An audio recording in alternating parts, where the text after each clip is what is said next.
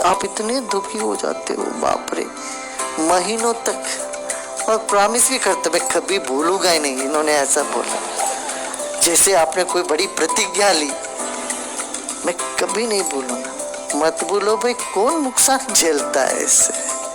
अब नुकसान झेलने का भी हम गर्व करते हैं,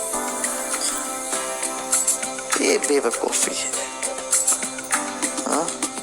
इसलिए देखना चाहिए, अलग अलग लोगों के अलग अलग तरीका है बोलने की, व्यवहार करने की, अभिव्यक्त करने की तरीका अलग अलग है। ये मत मानना किसी के दिल में प्रेम नहीं है, ये नहीं सोचना, सब में है, मर कहीं दिख नहीं रहा है, कहीं अभिव्यक्त नहीं कर पा रहे हैं। इस दृष्टिकोण से देखो, ये सब सास बहू की जितने झगड़े होते हैं सब खत्म हो जाएंगे। दोनों की तरफ होना चाहिए, बड़े विशाल दृष्टिकोण से देखना चाहिए। अभी कुछ हफ्ते पहले एक लड़की आई थी, बोले कि हमारी सासू जी इतना हमको द्वेष करती है। हमने कहा क्यों? पता नहीं जी, हमेशा कुछ ना कुछ गलती ढूंढती रहती है मुझ में। मैंने कहा सुनो, एक बात मुझे बताओ, क्या तुम्हारे अम्मा ऐसा नहीं करती थी क्या? हाँ करती थी, झगड़ा तो होता था रोज। देखो, अम्मा से झगड़ा होता है तो वो तुमको लगता ही नहीं, कितने भी झगड़ा हो जाए अम्मा से, दूसरे दिन जाके ऐसे मिलजुल के रह जाती, भूल ही जाती है।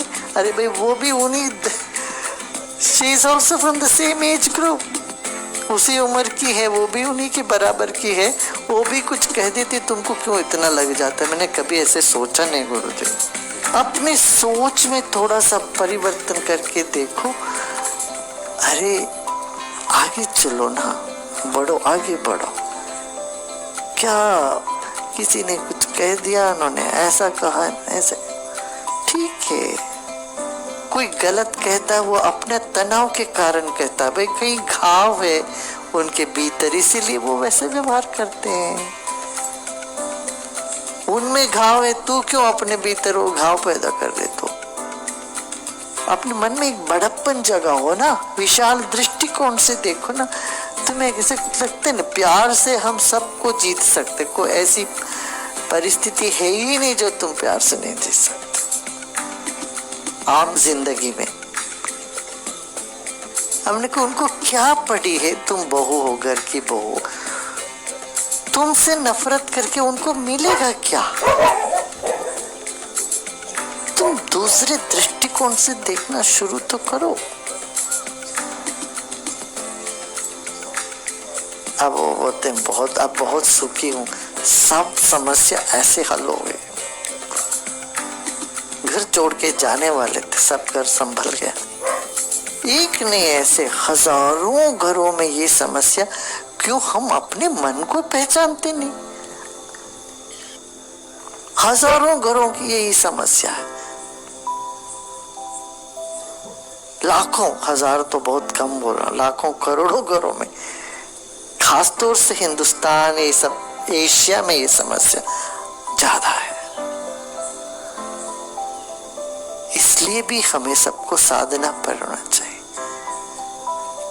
थोड़ी थोड़ी देर मन को शांत करना जान ले, हमारी दृष्टि विशाल करना जान ले, बहुत बड़ा फर्क पड़ जाएगा। हम भी सुखी रहेंगे, दूसरों को भी सुखी। मूर्ख है, छोटी छोटी बातों को अपने दिमाग में लगा करके आप खुद भी दुखी रहते हैं और दूसरों को दुखी करते रहते हैं। ये अज्ञानता है। अच्छा, इसके लिए तुम बड़े शास्त्र पढ़ो, विद्वान बनो, ये सब नहीं जरूरत है।